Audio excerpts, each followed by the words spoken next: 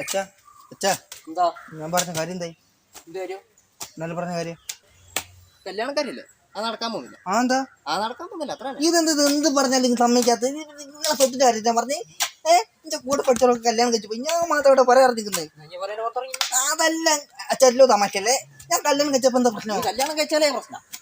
എന്താ നിന്റെ കൂടെ പഠിച്ചവർ കല്യാണം കഴിച്ച് പോയിന്ന്? ഒരു ജോലിയുണ്ട്. നിനക്ക് ജോലി ഉണ്ടോ? നിങ്ങളുടെ കല്യാണം നടത്തി തരുമോ?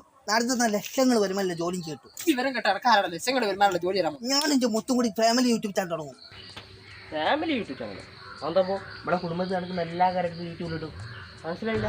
അതെ അച്ഛാ. അപ്പൊ കല്യാണം കഴിഞ്ഞ് കുറച്ച് കഴിയുമ്പോൾ ഞങ്ങൾക്ക് കുട്ടിണ്ടായി അത് നിന്നോട് വയ്ക്കുന്നത് ഇങ്ങനെ ഉണ്ടാവില്ലേ? അപ്പൊ താലി കെട്ട്, നൂല് കെട്ട്, പിറന്നാള്, പോളിയോ കൊടുക്കല്, പിന്നെ പാല് ഓടി, ഇതൊക്കെ ഉണ്ടാവില്ല. അപ്പൊ അതൊക്കെ എടുത്തിട്ട് നമ്മള് വീഡിയോ എത്ര കാലം ഇടും? എല്ലാ കാലം കുട്ടീനെ നട്ടരാണ്ട് നിങ്ങൾ ഇങ്ങോട്ട് ചോദിക്കുന്നു എനിക്കറിയാനും.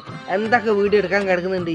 കണ്ടന്റ് കിങ്ങാ ഞാൻ ഈ വീഡിയോ ജപ്റ്റെന്ന് പറഞ്ഞ് വീഡിയോ എടുക്കും. അച്ഛൻ ഞാൾ വീട്ടിൽ നിന്ന് പുറത്തേക്ക് പറഞ്ഞ് വീഡിയോ എടുക്കും. ഞങ്ങൾ ഡൈവോഴ്സ് ഇല്ലാന്ന് പറഞ്ഞ് വീഡിയോ എടുക്കും. ഒരിക്കൽ പറഞ്ഞാൽ നാട്ടുകാരെ പറ്റിക്കല്ലേ? അതിനിപ്പോ എന്താണെന്ന് ഇങ്ങനത്തെ കുറച്ച് വീഡിയോ എടുക്കുമ്പോഴേക്കും ഞാൻ ചാനൽ റീച്ച് ആയിക്കോളൂ. പിന്നെ വെറ്റിംഗ് ഗെയിമിന്റെ പ്രൊമോഷൻ വരും, ഞാൻ പ്രൊമോട്ട് ചെയ്യും.